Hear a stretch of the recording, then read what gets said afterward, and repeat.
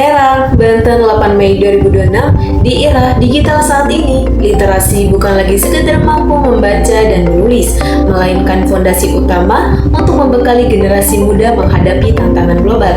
Saya, mahasiswa pendidikan, guru sekolah dasar dari Kota Serang, Banten, menekankan pentingnya literasi di kelas rendah sebagai langkah awal membangun kebiasaan belajar seumur hidup. Perkenalkan, saya Izatul Nufus, seorang mahasiswi yang sedang menempuh pendidikan di Universitas Trisakti di Banten. Saya hobi merancang model pembelajaran menggunakan Canva, PowerPoint, serta meneliti strategi pengajaran literasi untuk anak usia dini.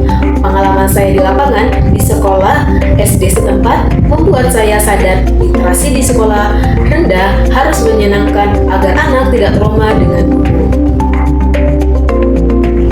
Apa itu literasi dan mengapa penting di kelas rendah?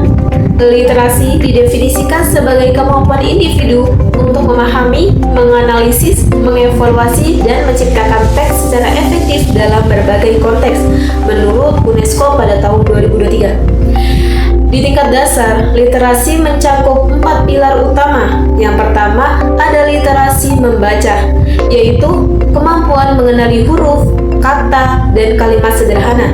Yang kedua, ada literasi menulis, nama sendiri, cerita pendek, atau catatan harian. Yang ketiga, ada literasi digital, yaitu menggunakan gadget aman untuk membaca e-book atau video edukasi. Yang keempat, ada literasi numerasi, yaitu mengintegrasikan angka dengan bacaan seperti menghitung objek dalam dongeng. Di kelas rendah, usia 6-8 tahun, otak anak sedang berkembang pesat.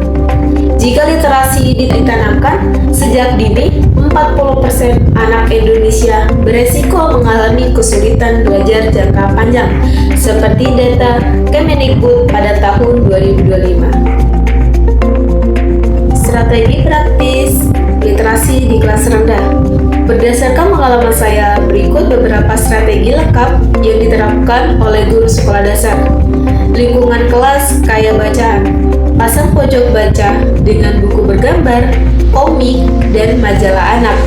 Contoh rotasi buku setiap minggu untuk menghindari kebosanan.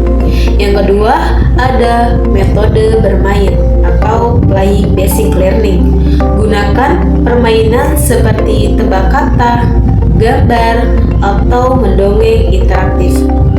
Ilusinya itu anak mendengar cerita si kancil, lalu gambar ulang dengannya.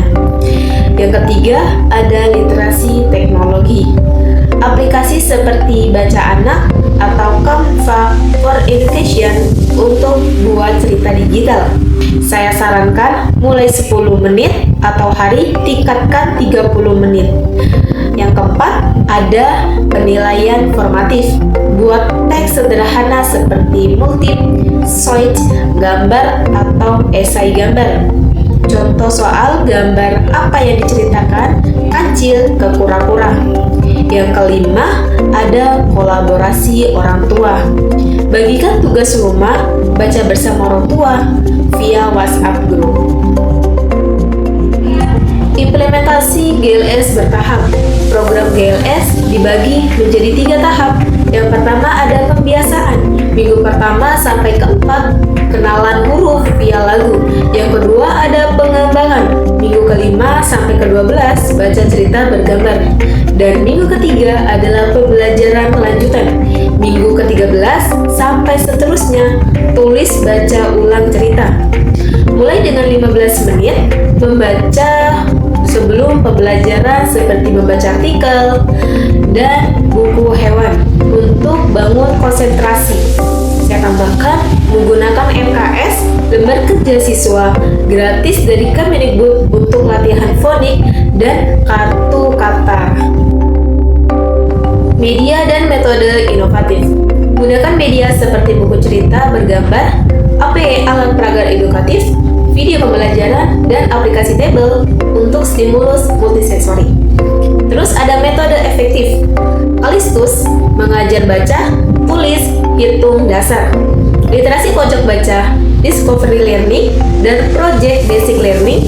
Contoh aktivitas anak kelas 1, nyanyi, lagu sambil eja kata rumah atau buku, lalu didiskusikan isi dongeng. Data dan target realistis. Meskipun tingkat melek huruf Indonesia mencapai 96,67%, 272 juta jiwa, pada tahun 2025, minat baca masih rendah dengan indeks 40,6 sampai 9,7 jiwa anak butuh investasi. Target akhir semester, 80% siswa kelas 1 sampai 3 sederhana dan tulis nama sendiri, dievaluasi via observasi mingguan. Tantangan dan solusi. Tantangan utama di Indonesia, kurangnya buku berkualitas dan minat baca rendah. Hanya 0,01 buku anak dan tahun.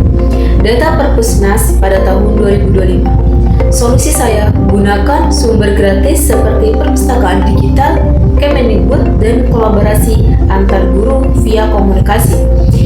Ini bukan hanya tentang tugas guru, tetapi juga tanggung jawab kita semua.